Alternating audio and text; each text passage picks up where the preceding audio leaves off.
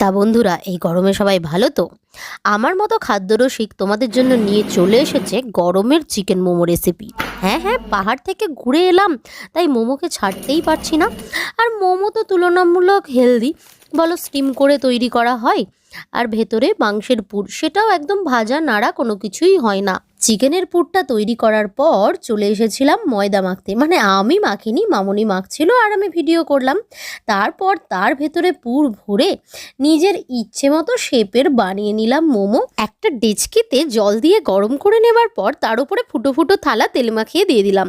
তোমরা এখানে momo maker, idli maker বা ওই ভাপা পিঠে তৈরি করার পাত্রও দিতে পারো। মিনিট 15 স্টিম করার পর উল্টে আরও 15 মিনিট, তারপরে আমাদের মোমো টোটালি রেডি। কত রকম শেপের মোমো বানিয়েছি দেখতে পাচ্ছ।